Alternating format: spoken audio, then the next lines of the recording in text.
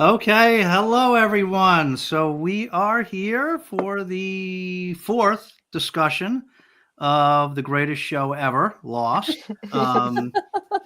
This one will be covering episodes 10 through 12. As you can see, unfortunately, we do not have one of our co-hosts with us today. Michael K. Vaughn couldn't make it. And he was very much regretting that, but that's going to happen sometimes. Sometimes one of the hosts won't be able to make it, so we do our best.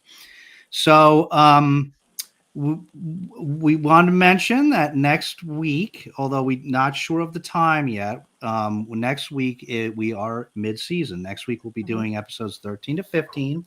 So as promised, we will be having a live stream. So that'll probably take place next weekend, but we have to figure that out. It's easier for us to get together, offline and talk like this, than scheduling the live. So I'll have to see. Just keep it. We wanted to mention it now so you guys can keep an eye out for us. We'll obviously do postings about it when the live is, once we square it away. And but hopefully it'll be next weekend, but no promises. But we do promise it will be live. Okay. It will happen one day. definitely before Christmas. It'll be live and it'll be a lot of fun. Yeah. That should be good. That should be good. So, okay. So we're doing episodes 10 to 12 today, and so I guess we'll do the usual and kick it to our newbie to start us off. All right. So I will say, episode 10, I actually took notes as I was watching it. And then for 11 and 12, I had to do a recall. So I'm going to count on you guys to help push the conversation for 11 and 12. Okay. All right. So episode 10 is titled Raised by Another. And this is Claire. This is Claire's backstory. So we open up with her having dreams about her baby being born, her baby crying and not being there anymore. In the dream, she sees Locke. And Locke has black eyes, which is kind of creepy. She finds a crib in the woods, and in like a Rosemary's Baby moment, she peels the covers back, and there's nothing but a pool of blood. So let's see. She asks what's happening. She asks what's happening to Locke, and Locke says, "You know what's happening. You gave him away, and anyone pays the price." Okay. My pen started fading as I was writing. And then the airplane mobile in the crib was like one of those moments where you're like, oh my God, not only is it an airplane mobile, but it's pieces of the airplane mobile, which was kind of crazy. Okay. And then sleepwalking, but her hands are bleeding. I don't know exactly what that means. Says it's gone for almost a week. Okay. Saeed is gone for almost a week. So now we're kind of in like 15 days here. Baby daddy problems. Hurley and Locke. Busy for something. Oh, the census. This is where the census happens, right? And so we're trying to figure out exactly what's going on. And also, Claire's having all of these freakouts. Jack wants to give her something to calm down. Jack wants to give her like an antidepressant or something like that. And she's not down with that. Why is Claire's baby so important? That's what I have written down. Pens aren't working. Pens aren't working. It's a sign. Oh yeah, that was good. That was that scene was nice. Yeah, because my pen wasn't working at the same time. Why was Claire allowed to fly? Why was she allowed to fly at such a late term? I think that's like a special case or something like that. Locke is playing. Oh, so is Locke playing cards or is he reading tarot when they see him at the table? Playing cards, I think. Are you sure? Because he had two crystals on the side.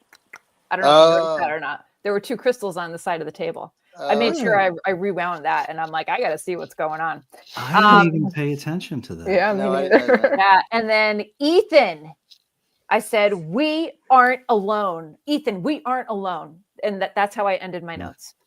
But I'll tell you, Claire's backstory was so gripping because of her emotions. Like the screams were just guttural, you know, like it was really, really good. And then trying to piece together her backstory with her going to see the psychic, and the psychic basically telling her, you know, I don't want to talk to you right now. You need to leave. And then her going back and the psychic saying, you know, you need to go on this trip. Like you need to go on this trip.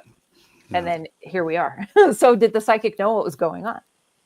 Yeah. All right. Your sleepwalking, bleeding hands things that you couldn't remember. That's because they were all trying to tell her that she was just sleepwalking, that nothing was happened to her. Yet she had the blood on her hands from when she had the, you know, the baby issue or the crib issue.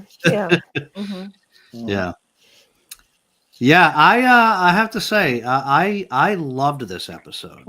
This is and this is coming from one of the non-magical thinkers, right? But but I absolutely loved it. I think one of the things about this show, it's funny that you reference that as like a Rosemary's Baby scene, because like one thing about this show is that it's hard to pigeonhole in a genre. Like, so you say, well, is it sci-fi or not, or is it horror? I normally don't think of this as like a horror show, right? But there's always some horror in this show. Yeah, there's horror moments.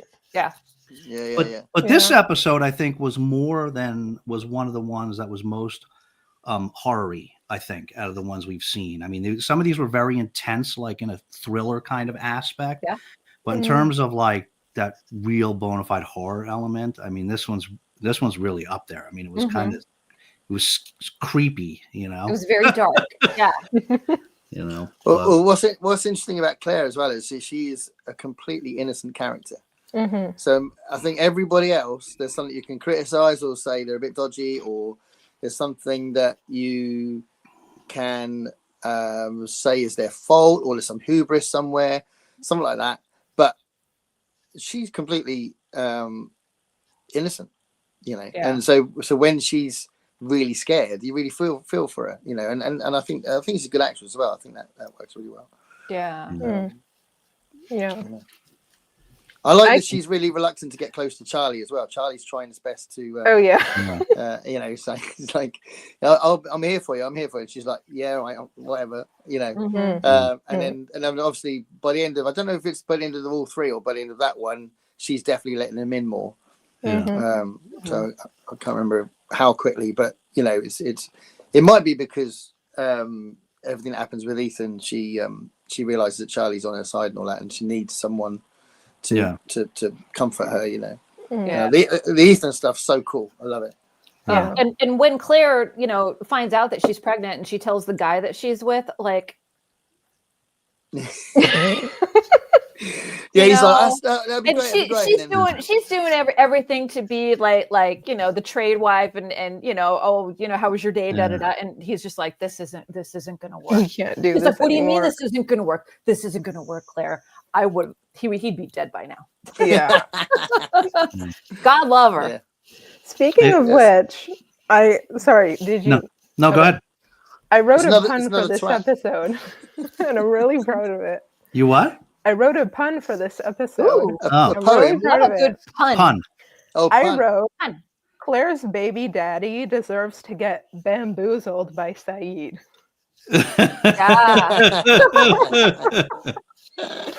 I hated him. Spoilers! Man, I would have strangled him. That was a bold spoiler. Okay. Yeah.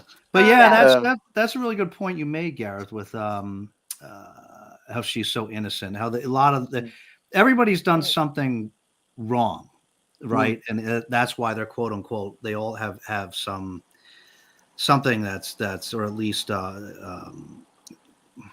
right, questionably wrong, right? Something that they've done that's morally gray, and that they're kind of feel like they've got to make some penance for, right? But what we've seen so far is that, like you said, she's like totally innocent, and her she's lost as well, right? But her being lost is of a different variety. Like hers is that, right? Like she's like she won't let Charlie in because she got burned so badly, right? She's been abandoned and she's very alone, you know. And Yeah, so she's very even though she's very pleasant, right? She's very guarded. I mean, and that was like that was the worst kind of abandonment, right? Like MJ was saying, like that was God, like she probably wouldn't have kept that baby but for him, and he got her to keep it, and then just out of nowhere, he's just see ya.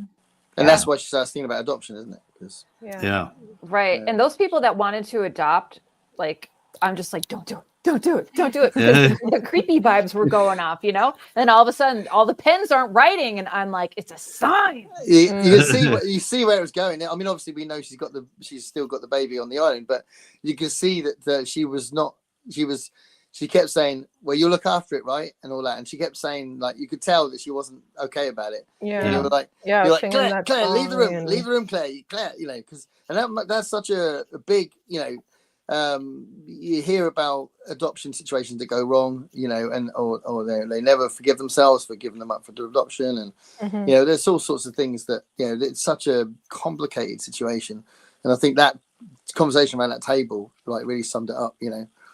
Amazing.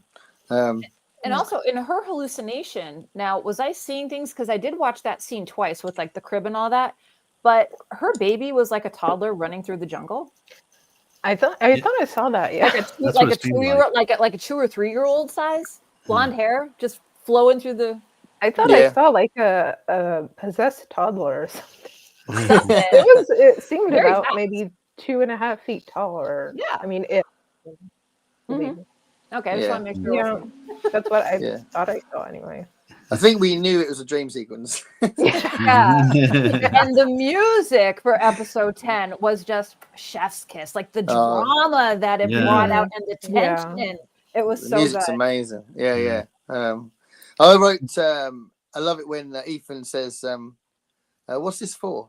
when Hurley's asking about what's this for? You know, he was very calm about it, though. Yeah. I didn't even put 2 and 2 together, because there's 2 unfamiliar faces, right? There's the guy with the glasses. I don't know what his name is. And then there's this Ethan dude that was out hunting with Locke that one episode. Well, and the way that the episodes have done, you just assume, he's going to get more lines and he's going to become a more important character. You know, that's kind of what you're led to believe. And then obviously pretty soon it's obvious that there's something else going on, you know. And so go ahead. No, I was just going to say, like, when we see new faces, we automatically assume, they're a passenger on the plane and they should be trusted because they're a survivor. No. So what is your... Sorry, go ahead. Yeah, go on. No, I think I was going to ask, is that the same thing? You ask it, I'm probably going... Yeah, I was just going to ask, because for us, it's like we're like really having to be very careful not to spoil right now. You know so much more than I do. Like, be very careful with my words here. But like, what is your thought about Ethan? What is your...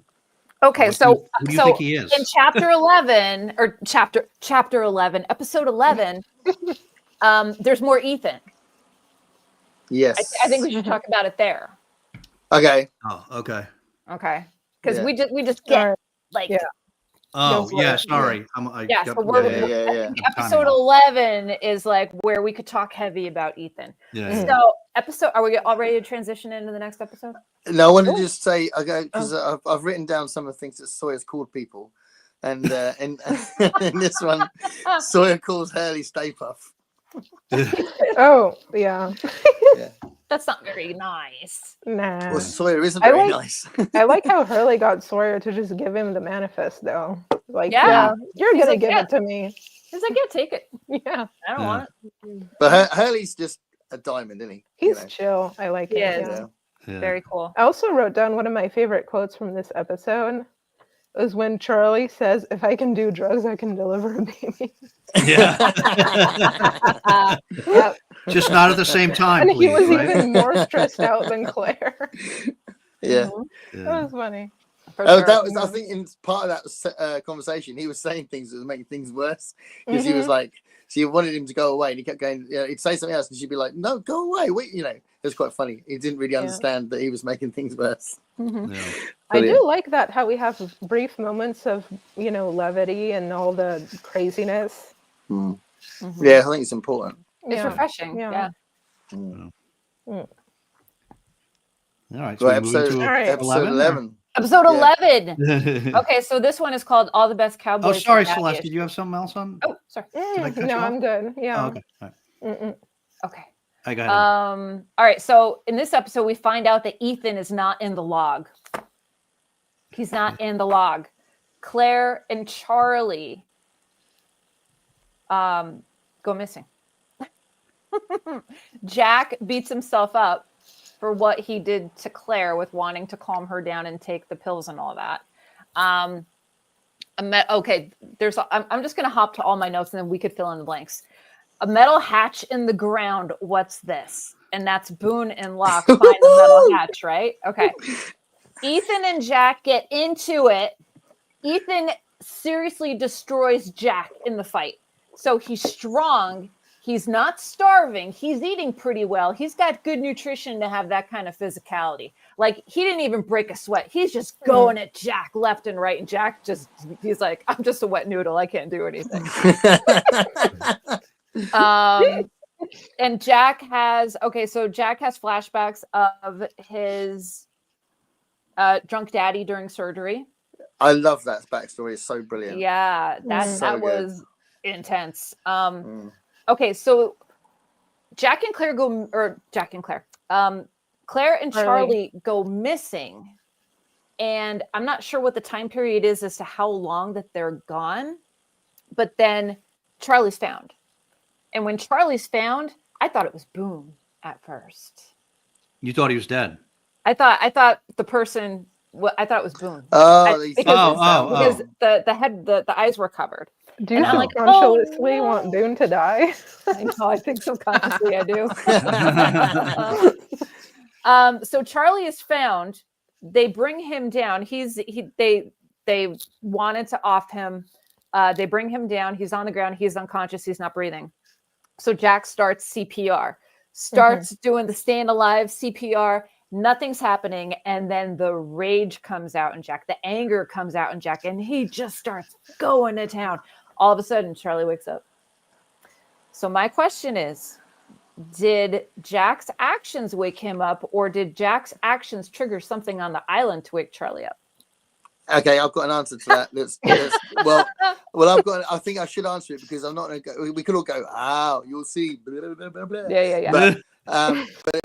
But I have a much more practical answer, and that is when I was looking up this episode, I saw a quote from the writers that said that the reason why they wrote that scene like that was because they wanted just the drama of it, and they wanted the audience to feel like Charlie had gone, and then Jack saves him. So it was literally just storytelling. It had nothing to do with anything else in the island. They just wanted to make that bit dramatic. Because I'm not sold that Jack brought him back. That's just me. The CPR was totally off. It worked though, because I was pretty stressed out during that scene. I'm not gonna yeah.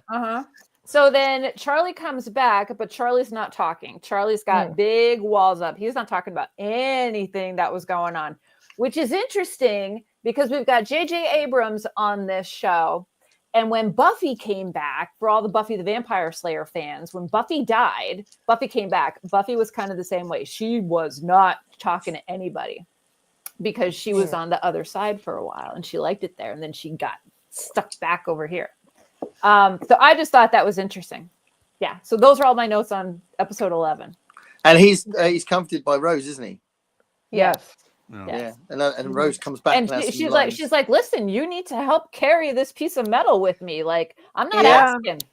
Yeah. I'm telling you, come on, you need to help me. And he comes alive. It's like that really works because he's doing something. Yeah, and that sort of snaps him back a little bit. Mm-hmm. Yeah.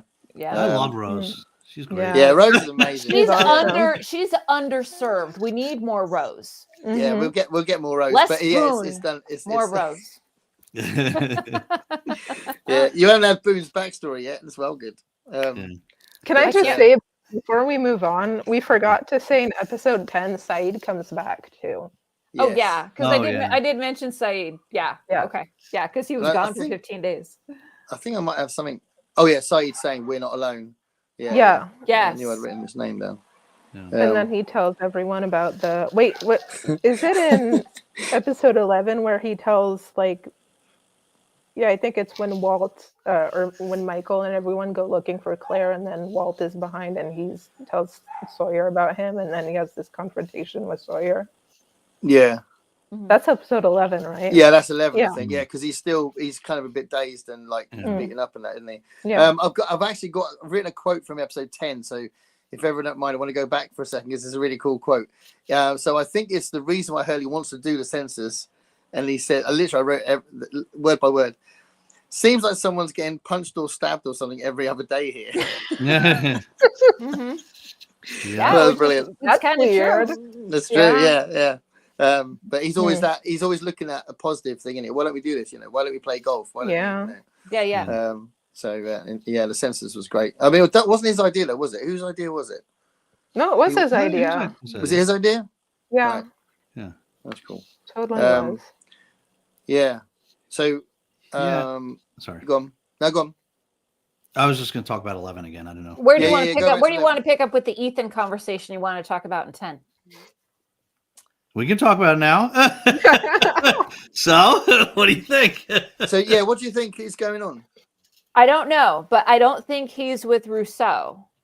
I think Rousseau's over here. He's somewhere over here because he's not. I don't think he's delusional. He's very strong. He's not malnourished. He knows the jungle. He knows how to, do things to people in the jungle. And he threatened to kill everybody if anyone tried to, creep up on them again. And he means business for what he allegedly did to Charlie. Mm-hmm. And he can drag 2 people by himself. Yes. Yeah. Mm-hmm. Yeah. I want to ask. I can see the gears turning right now in MJ's head. Yeah. But, do you know what I mean? Like, I want to ask you questions, but they're going to be spoilers. Whatever, all the questions I'm thinking, I'm like, can't ask her that. No. Well, what do you think of Rousseau? I think she. There's 2 parts to Rousseau, I think.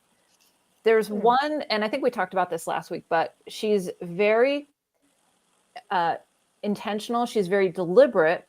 She means business as well. I mean, she knows how to electrify somebody on a table, but she's also a little delusional, homesick, wants to talk to someone because she's isolated.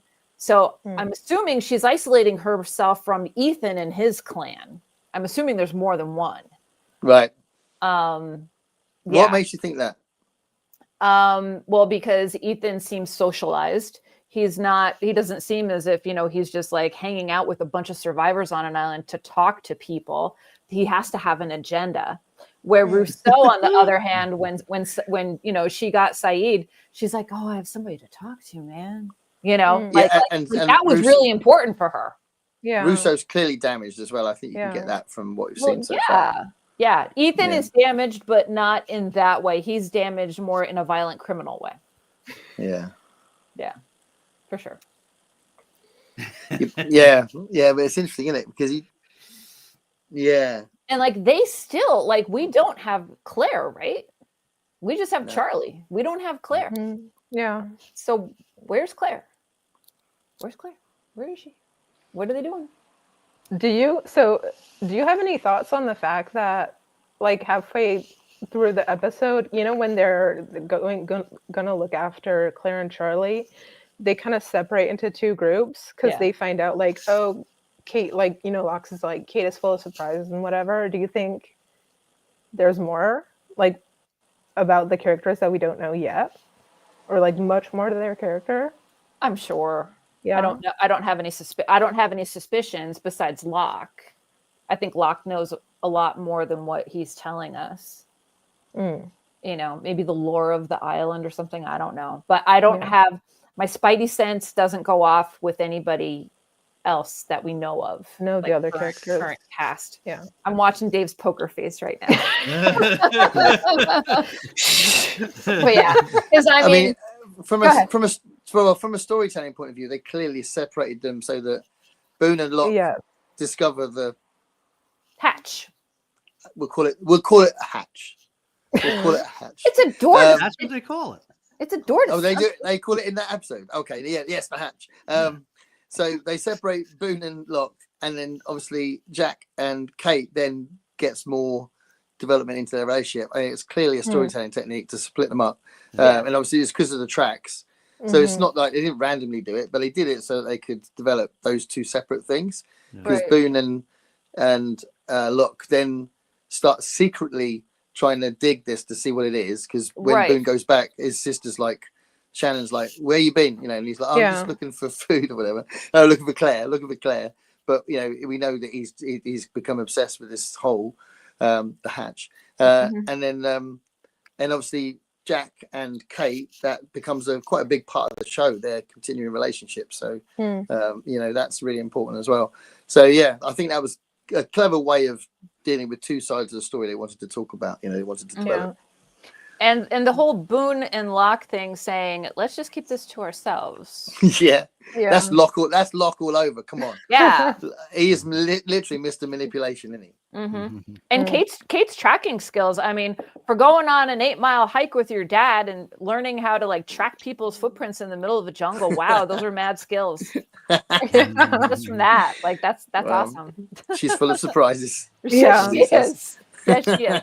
But kudos to Charlie for taking off his whatever his little ringy things. Leaving the Brady Bunch breadcrumbs in the woods. Yeah. There's a really good go on. I was just gonna say I couldn't really tell if Kate felt comfortable sharing more about herself, like actually saying I know how to track and such, out of being comfortable around the others, or just out of necessity for finding Claire and Charlie. Yeah, it pains her to tell Jack anything. It physically pains her because she has such walls built up. So no, she's not giving anybody anything. And I question if her name is Kate. But also, she says to him, if you want to share anything about yourself, that would be nice at some point, you know. Oh yeah. And he didn't say it nice. He said it very snarky, you know. Yeah, that kind of came out of nowhere, and it was kind of annoying to me because it's again in that little like Kate and Jack have this little high school love thing going on of like, you tell me something real or I'm out of here. I don't know. It was just kind of out of nowhere, but I guess they needed it to move the plot forward. MJ, I can't even remember if her real name's Kate or not. So I'll be discovering. I can't remember. No. Because she used the even with her boyfriend. Oh wait, we're not. She did have a flashback where she was using a different name too. Yeah. Yeah. That's in the next episode. That's sorry. 12, yeah. Mm-hmm. I did write. There was a really cool conversation between Jack and Locke when they were just at the start of that search, and they were squaring up against each other. And Jack reluctantly just goes along with what Locke's doing because Locke is kind of like steadfast and he's like, I'm not gonna budge on this. And Jack just felt like he had to budge. That was a really interesting because there's a lot of the Jack versus Locke stuff, like a power play. Yeah. So that was quite cool. The way that was written was good. Yeah, but then we do see a little bit of now because we've talked a couple times now about that part where I forget what episode it was now, but where Locke and Jack had the conversation in the woods, and Locke was trying to manipulate the dynamic and say, "No, you go be the leader, and lead these people, and I'm going to go do my island hunter discovery stuff." Right, and this time there was pushback. Right, they had almost the same kind of conversation. Right, where he told him like, "You go back. We can't lose our doctor. You go back to the camp." And Jack's like, "No," and I'm going to go keep tracking. And and he's like, "Okay, can we go now? Let's keep going." You know. So that's one of the that's one of the really great dynamics of the show is that continued conflict between the two of those, the two of them that becomes so much of the show. You know, it's just. But I think one of the fascinating things about Jack is that it was foisted on him. He doesn't want to be a leader, but he also is absolutely resolute about some things that he thinks should happen. Yeah. So there's like this sort of mix. Sometimes he'll be like, we're doing this. And then there's other times he's like, well, don't ask me, you know. Yeah. So it's like, you know, if he's got like a bee in his bonnet, he's got to do this thing. He'll order everybody about and say, no, this is happening. And he'll get a proper, like, you know, Jack angry face. And then if he's like, I don't know, he just doesn't know what to do, or the whole situation's, he's powerless in it, he'll get annoyed that he's the leader, you know. And it's just that really interesting kind of dynamic. He's a complex, he's not just a simple, I'm a leader, you know, blah, blah, blah. It's how an actual real person would react to being powerless sometimes and just being confused. And like some of the stuff that the island throws at him, he's like, what the hell? You know, and then other times he's like, right, we're doing this, we're rescuing Claire, that's it. You know. Yeah. So I think that's kind of an interesting dynamic with him, you know. But I think it goes back to like how his father kind of, I want to say, quote, groomed him into that position where I don't think with his father's influence, he would have become a chief of surgery or whatever, but clearly he, you know, grew up to become that. Yeah. I think he was forced to be, you know, that kind of personality. So it's probably gonna. Yeah. I don't think he to let it go, you know. Yeah. I don't think he had an option growing up. I thought he knew this is what he was locked into, you know, one of those situations. Yeah. That's that scene when when his dad gives him that big speech that, you know, he's got to drop this. And it's a huge conversation. And right at the end, he's like, I spent my whole life becoming this chief surgeon or whatever. You can't take that away from me. And it's so brilliant because his acting is really good. Terry, whatever his name is, Hawk the Slayer. His acting is really, really good and a million times better than Hawk the Slayer. But that scene is so good the way he does that. But also Jack is so good in that because you can see this pent up frustration. He's staring at him, going, "I don't know what to do. I don't know what to do." You know, and he's also really angry that he's making him not be truthful when he wants to be truthful, and he knows that his dad's done the wrong, and the right thing to do is to rat on him. But he also feels he can't. There's so much going on in his face. He does it really well. I think it's a really good scene. You know, really well written. That's true. Yeah. Yeah, that whole thing, that scene where he first capitulates, and then later where he learns about the baby, pushes him too far, and so you know, that's because Jack is arguably the most morally arguably the most moral character, right? Yeah, morally centered, and most centered, and so that's a big thing for him, right? Is these moral conflicts that he ends up having. I don't know him that well, but you know, he didn't think twice about shooting the marshal. Just saying. I mean, he did take a long time to admit he might not have to keep him alive anymore. Yeah. And he felt like he needed to bury him because he felt guilty about it. You know, it was the whole the guy was dying and he was trying to put him out of his misery. I think that's not quite he didn't just shoot him randomly. He's not like Jack for me has an angel halo, but it's tilted a little.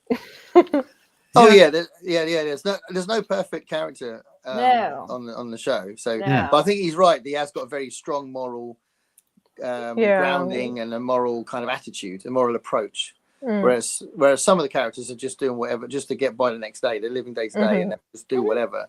So I think but also with those characters, there's truth in that, you know, like not Boone. Who's the other guy? You can't get him out of your head, can you? No, this is Sawyer. Sawyer does not sugarcoat himself on the island whatsoever. This is me. This is it. You know you also couldn't trust him. You could trust Jack. You couldn't trust Sawyer. Correct. Because Sawyer is self-interested. He won't. You know, he'll do the occasion, which is why it's so great he set that flare off. Because if he didn't do it, it would make sense as well. Right. You know, whereas it wouldn't make sense for Jack not to do it, but it would make Jack would kill himself to make sure that was done. Whereas Sawyer, when he did it, you're like, oh, bloody hell, he did it. You know, and you're surprised he did it. And he tended to Saeed's, you know, fire the whole time he was gone. And, Yeah. You know, he's like, so he's complicated as well. Yeah. But you couldn't trust him. But I find more truth in You could Sawyer. probably trust Kate because she's clearly self-interested, but she has got a moral grounding as well, even though she's a criminal, clearly. I don't like Kate. I don't like her. I don't like her. Why not? Episode 12. Not a fan of Kate. Yeah, see, Kate is very deceptive. Kate's a liar, right? With Sawyer, maybe that's what we're talking about. With Sawyer doesn't lie. You know what you're getting with Sawyer. Correct. Well, doesn't mean he has a strong moral code, but he's honest about the fact. You do as a viewer, but you do as a viewer, but you don't as another character. He's gonna lie to you and fool you, and we know that he does. He's quite happy for other people to suffer for his own gain. So that's not necessarily true for some of them. And it's funny you say that you hate Kate because my daughter absolutely hates her. She was just going a massive rant about her. The way that she's portrayed in episode 12. Should we get on to 12? I've got a couple of other things I wanted to say. So sure. No, Scott. There's a great thing where is it Boone? I think is talking to Locke about the red shirts in Star Trek. Oh yeah. And how the red shirts always lose. He does this massive thing, and then he says, then Locke says, "Sounds like a piss poor captain." It was really funny. And I've got another Sawyer name. So at one point, Sawyer calls Walt Tattoo. Oh yeah. Wait, he calls him Write down all the names. Tattoo, like the little guy. Fantasy Island. Okay. Ricardo Montalban. Montalban. Yeah. The plane, boss. The plane. He calls him Tattoo, which I think is really funny. And that's all I've got written down. So I'm going to go to my. Go on, MJ. Tell us about number 12. Hold on, I've got more. Are we good for 11? Okay, go. I turned the page and there's more. It might be stuff we've already said. Oh no, I just said it was nice that Jack was getting pummeled by Ethan because he's not. Well, no, he's not. He's not being portrayed. If he suddenly became a really good fighter, it would be a bit weird. So it's always been just a few punches and all that on the island so far. And Ethan clearly, like you said, is a better fighter, but Jack just loses because he's not that kind of guy. And I think that's good because it's consistent, isn't it? So Jack loses. I mean, Jack, I think, has a really good punch. We've seen it. We've seen it happen in prior episodes. But I think the energy level and the malnourishment, you're a weak dude. Sorry. Yeah. Ethan's got macros going on. He's on it. He didn't even break a sweat beating Jack up, and he just left him there. You know, he wasn't on the plane, was he? He wasn't on the plane. I guess not. So where's he from? The Hatch. He's from the Hatch. He's from the Hatch. Yeah. All right. Are we getting into 12 now? Yeah. Sorry. Yeah. Okay. So whatever the case may be, case meaning briefcase, right? Yeah. Mm-hmm. Yeah. Okay. So Kate and Sawyer Kate is in the jungle. Her and her extreme tracking skills, all of a sudden hears footsteps. She's looking around to see who it is. It's Sawyer coming out of the woods. And she's like, "What are you doing following me?" And he's like, "I'm not going to let you go alone." So they go walking, trying to find Claire or whatever. And they find this waterfall, this nice blue lagoon moment. And they decide to go for a dip. This was such a great scene. It's like, clothes are coming off and whatever.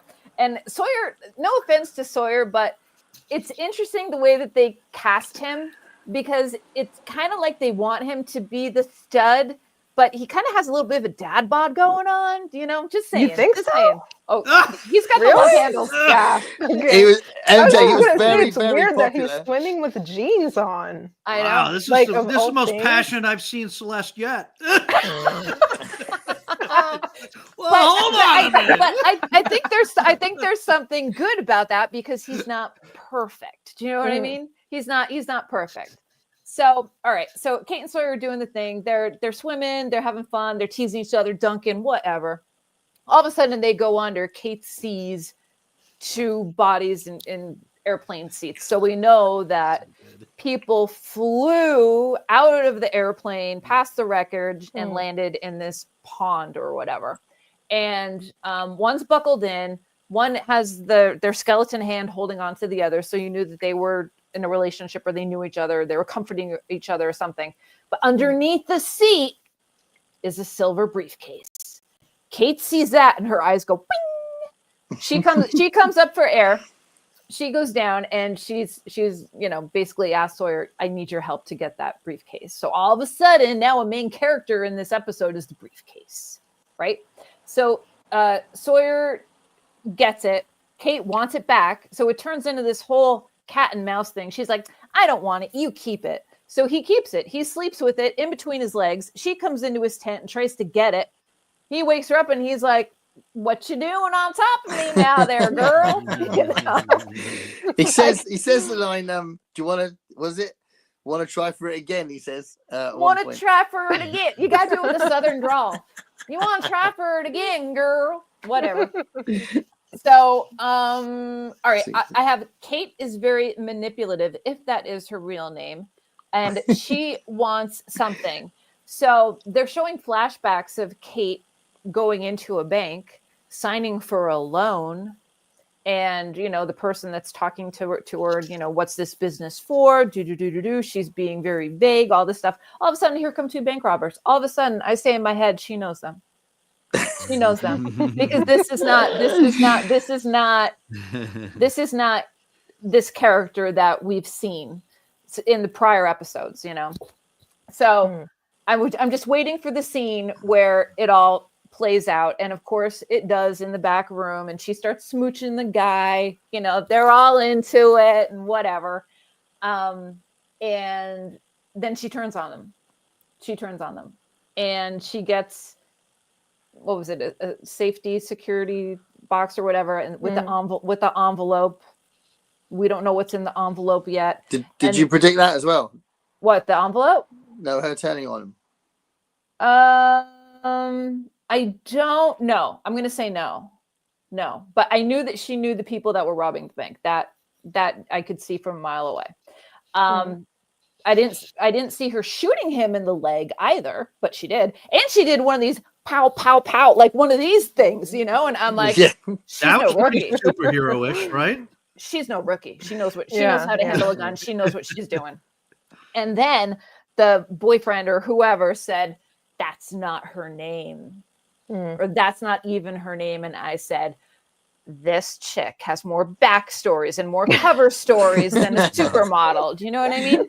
I'm getting the feeling that MJ and Kate could not be in the same room. No. I would pull an Ethan on Jack with Kate. I would. I'd just be like, girl, let's go. Sounds like MJ's going to get shot. I'm not going to get shot. She's going to get shot. But I don't miss. Okay. So she finally gets the briefcase. She asked Jack, I need this briefcase. You need to help me open it. Blah, blah, blah. All this stuff. They open it up. And she's like, Jack's like, what's so important in here? She's like, there's handguns and bullets in there. Okay, handguns and bullets. She doesn't give a shit about the handguns and bullets. She wants the other thing that's in the envelope. So finally we get to see what's in the envelope. And can I tell you, that was like the biggest letdown. Yeah. The biggest. I'm like, what? All that for that? Yeah. I don't think that's particularly good writing. That's what it is. It could have been so much more than that. And the fact it's a plane. If it was jewelry, we'd believe it more that meant something personal. I was gonna say, if it was a ring or something. Yeah, a ring. It's a stupid plane, and now I'm thinking, oh God, is this show in the head of like a St. Elsewhere in the head of a kid, like what's this plane symbolism for, No, yeah, the plane was a bit silly, I think. Yeah. Well, I disagree. Okay, go on. You tell us your bit. I just don't want to give any spoilers. But I disagree. So is it like? No, I think it would have been no, because they explain the meaning of the plane later, and I think it's purposeful that it's kind of a kid's toy. Right. Yeah. I don't want to spoil anything. I'm Yeah, okay. sorry. Okay, so I have a little fish on my desk. It's like okay. So for everybody watching, it was a toy plane that's in an envelope. That's what this whole big thing, diving under and fooling people and chicanery and all this kind of stuff. So she's looking at this plane, and Jack's like, "What's so great about the plane?" And she's like, "It belonged to somebody that I love that's dead or whatever." I'm just like, it had been something other than a plane, like something that had more. I mean, I would say that even though, because I was a little bit, but I also think the main point of all that stuff is the way that really she does manipulate Jack, but her relationship with Sawyer goes like to another level, like up 3 levels in that episode. That's really important because so far it's always been Jack and Kate, and the Kate and Sawyer stuff starts happening. Right, that's really important. Kate and Sawyer, Kate needed something.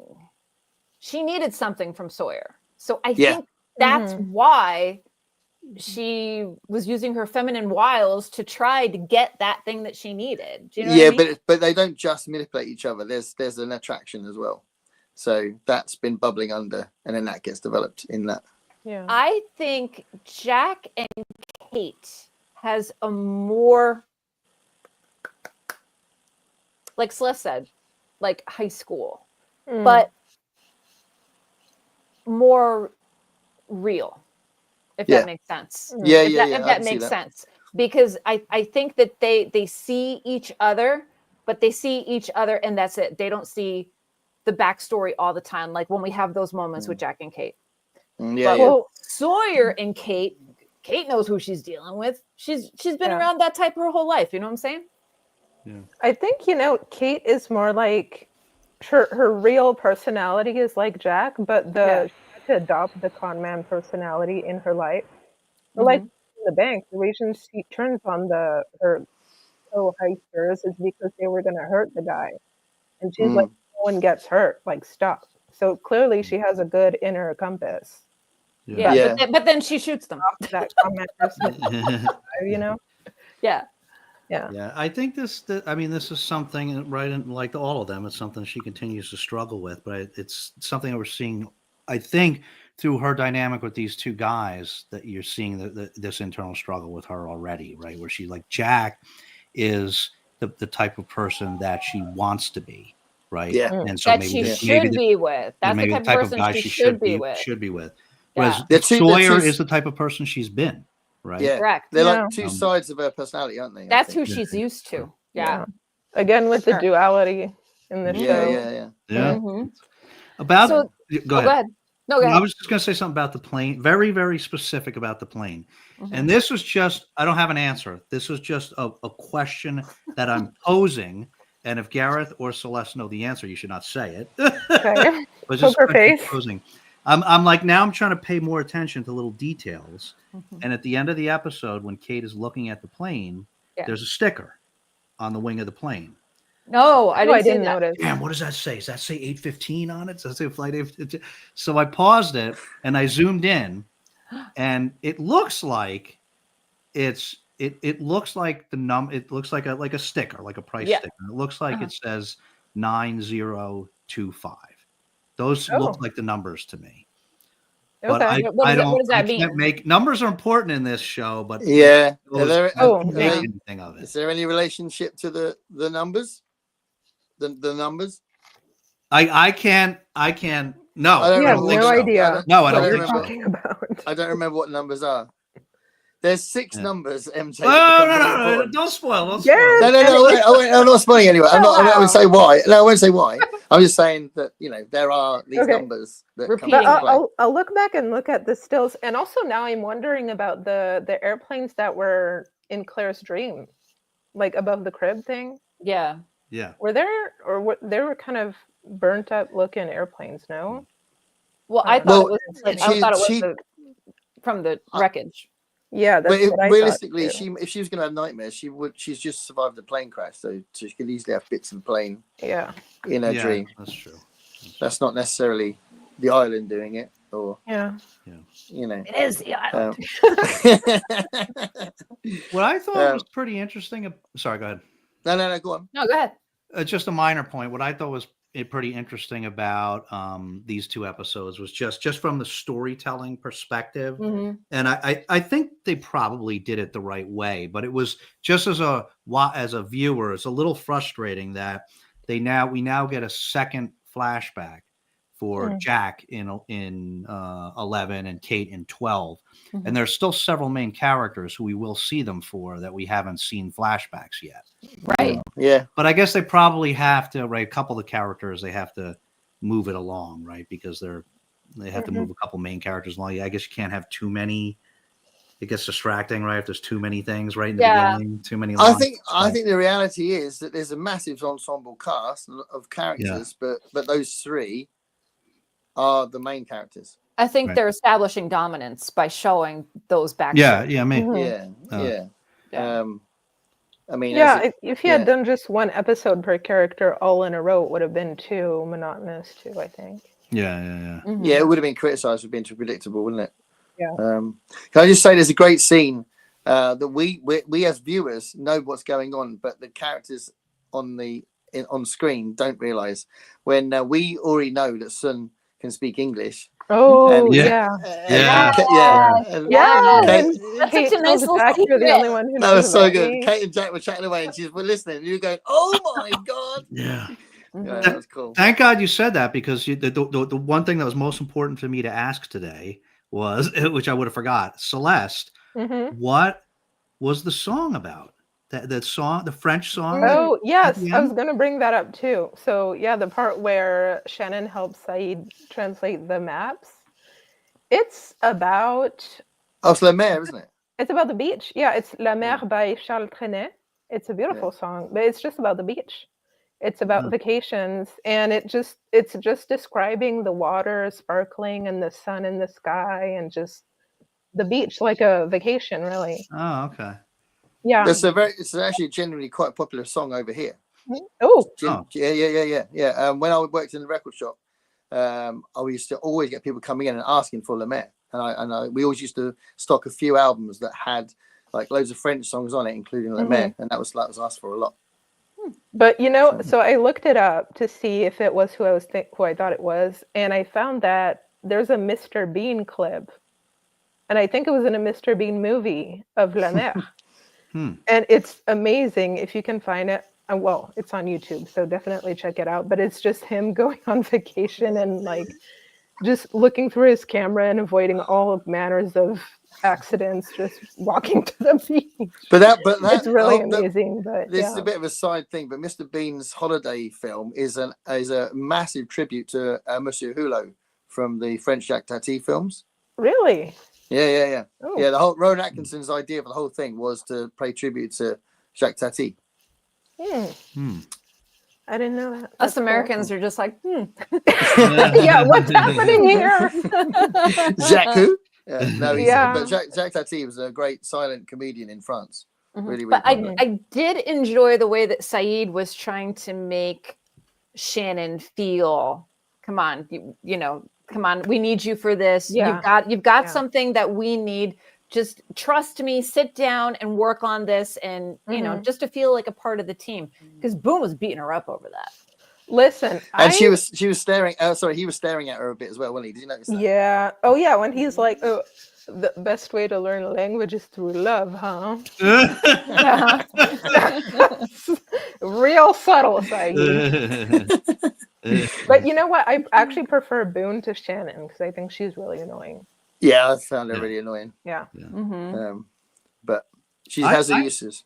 I don't think I ever stopped the way MJ feels about Kate. That's how I feel about Shannon, and I don't think I ever changed that opinion about her. I don't think I ever liked her. No, it's really irritating. Yeah, I wouldn't mind it if she had that personality within the first 2-3 days. Of a plane crash, but then after a while, it's like, okay, like there's no shopping mall on this island. Like, get with it, lady. They're not coming. Yeah, she doesn't change. But I don't know. She's that's just her personality. Rather than a moment in time, she's clearly lived her whole life utterly selfishly, and really vain. That she's just one of those people that's just really vain and just thinks about herself. Yeah. So, and there's going to be one on the plane, isn't there? Yeah. How did It's a this shame- episode? How did this episode end? Didn't it end with the? Her looking at Does the it- plane. What was the cliffhanger? Oh, was it the no? Oh yeah. Oh, there was no cliffhanger. It was just Rose praying over Charlie. Okay. But Okay, you know 'cause- what? I just thought of this. Sorry, but I realized during one of these 3 episodes that all the passengers that we know of on the plane were going home, which was, I don't know if this makes any sense, but usually you'd assume if a plane is going from one place to another, there should be about 50-50 of people either leaving or coming home. You know what I mean? Yeah. Yeah, And yeah, it yeah. feels like most of the characters were going home Yeah, that's a good observation. rather than going on a vacation or going somewhere. So it's like they killed off all the Australians. Yeah. They didn't make it. No, they're deporting all the Americans. No, but I think No, that's a good well, there point. was Yeah. Claire is leaving, but that's it, right? So far. Yeah. And Yeah. Claire's the only Australian actress, and yet the plane is going Yeah. from Australia. That is weird, isn't it? Yeah. Mm. And there was only everyone else is there's I guess Sun and Jin are Korean, but everyone else is American. Yeah, there's no British people on I there. think. Well, Saeed isn't, but he's Oh, Saeed's British. Yeah, yeah. yeah. Well, he's Iraqi. No, isn't he? he's Iraqi. He's Yeah. he's The an English actor is actor. British, though. Yeah. His voice, his real voice is very different. Yeah. Isn't it? Yeah. He's like talks like me, Mm. which is I have obviously so much very respect unfortunate. Oh, No, go ahead. Go on. I have so much respect for actors that could fake an accent for a whole. I Yeah. don't know, however long. Yeah. Yeah, for sure. Wild. Yeah. Yeah. Mhm. All right. Well, this is our Anyway. longest. Oh, sorry. Go ahead. Oh no, I was just gonna say that was just a random observation I had. Yeah. No, that was Yeah. that was that Yeah, was it's a interesting. significant one. I think Mm. I hadn't really thought about that. Mhm. So this is our longest one yet. So unless there's any final thoughts, we should probably be wrapping this up. Yeah. Okay. No, I'm excited to get into episode 13. So we have homework for this week. It's episode 13, Hearts and Minds. Okay. Episode 14, Special. Episode 15, Homecoming. Okay. I know what special is now. I can't wait. Can't wait. Okay. Yeah. So we've got that, some good and stuff then to come. we're going to be live. We live. Yeah. So Be next live one's talking live. about all this. Yeah. So watch for our posts, everyone. We'll all leave posts about it once we finally get the time locked down, and we hope you can all join us. Should be a lot of fun. Yeah. And hopefully Mike will be back as well. 'Cause Yeah. Yes. Yep. It's Yeah. feels You're like there's next an today. air of there's an air of authority that's not here. Yeah. I know. The voice of reason. He'll be putting in his commentary. Oh yeah. Read We're that. counting on it. Yeah. All right, everyone. We watch for those posts, and we will see you next time. Thanks for Bye. watching. Thank Bye. you. Bye. Bye. Olive. Oh, Olive.